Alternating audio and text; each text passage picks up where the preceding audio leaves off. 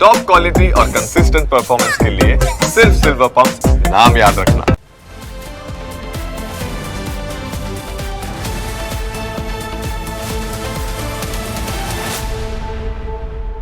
વાત હવે અન્ય એક મુદ્દાની.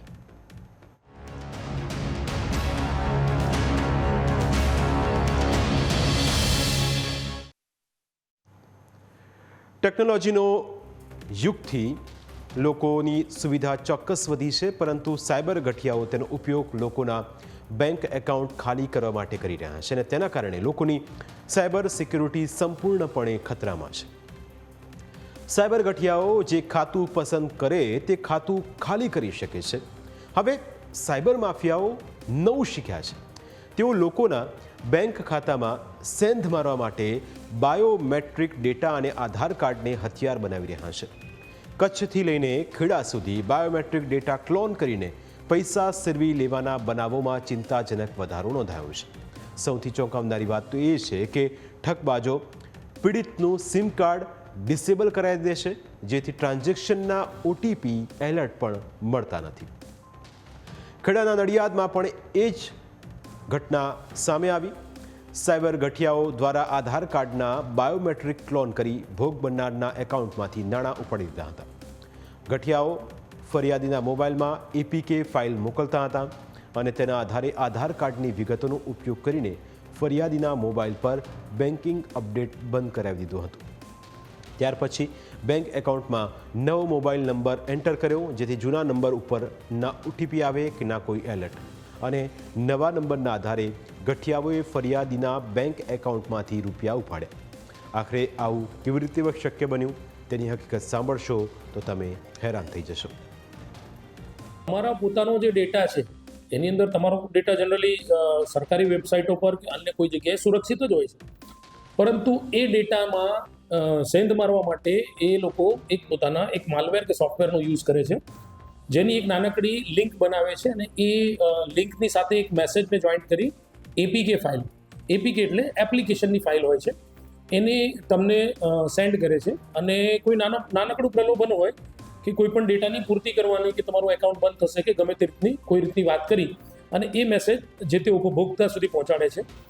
આ ઉપભોક્તા એ મેસેજને ગંભીરતાથી લઈ APK ફાઇલ એટલે કે કોઈ પણ ફાઇલ તમને મોકલવામાં આવેલી કોઈ પણ ફાઇલ હોય એની અંદર પાછળ ફાઇલનું નામ ગમે તે હોય પણ પાછળ ડોટ કરીને APK લખેલું હોય એ રીતની ફાઇલ છે. એ મોસ્ટલી એપ્લિકેશન ફાઇલ હોય છે.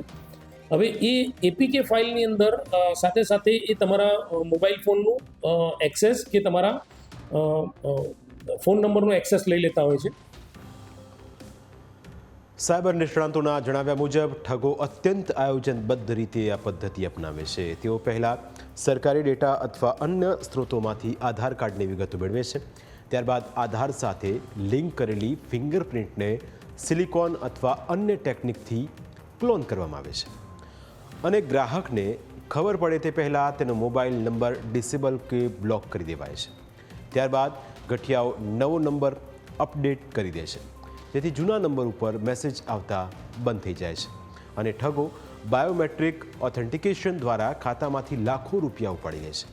ગુજરાતમાં આવા તો અનેક કેસ નોંધાઈ ચૂક્યા છે, જેમાં લોકોની મહેનતની કમાણીના લાખો રૂપિયા એક જ સેકન્ડમાં ખાલી થઈ જાય છે. નડિયાદમાં એક હોટલ મેનેજરનું આધાર અને સિમ કાર્ડ બંધ થઈ ગયું. તેમના 2 ખાતામાંથી 3.8 લાખ રૂપિયા ઉપડી ગયા. કચ્છના માંડવીમાં મહિલા તબીબના ખાતામાંથી 10,000 ઉપડી ગયા. અન્ય એક ખાતેદારના 8 લાખ ઉપડી જતા તેને રોવાનું આવ્યું. સુરતમાં 1.27 કરોડ રેશન કાર્ડ ધારકોનો ડેટા લીક થવાની હકીકત સામે આવી અને વડોદરામાં વિઝા માટે નકલી બાયોમેટ્રિક ડેટા બનાવવાનું કૌભાંડ પણ ઝડપાયું હતું. ઉત્તર પ્રદેશની એક ટોળકીએ ગુજરાત સહિત 12 રાજ્યોમાં 1500 જેટલા આધાર કાર્ડ અને રેશન કાર્ડમાં ચેડા કરી સરકારી અનાજ અને નાણાંની ઉચાપત કરવાનું દેશવ્યાપી નેટવર્ક ચલાવ્યું હતું. આ ઠગો નકલી આધાર કાર્ડના આધારે નવા સિમ કાર્ડ મેળવી બેંક ખાતા પણ ખોલાવતા હતા, જેને લઈ હવે અધિકારીઓ લોકોને APK ફાઇલ ઉપર ક્લિક ન કરવા અને આધાર કાર્ડનો બાયોમેટ્રિક ડેટા લોક કરવાની સલાહ આપી રહ્યા છે. તમારા આધાર કાર્ડનો બાયોમેટ્રિક ડેટા આધાર એપ અથવા UIDAIની વેબસાઇટ પર જઈને લોક કરી શકાય છે.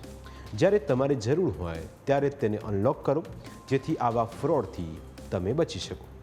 જો કે દરેક લોકો ટેકનિકલી જાણકાર નથી હોતા, જેથી લોકોએ માંગ કરી છે કે સાયબર સિક્યુરિટી વધારે મજબૂત કરવામાં આવે, જેથી લોકોને સાયબર ફ્રોડનો શિકાર બનતા અટકાવી શકાય.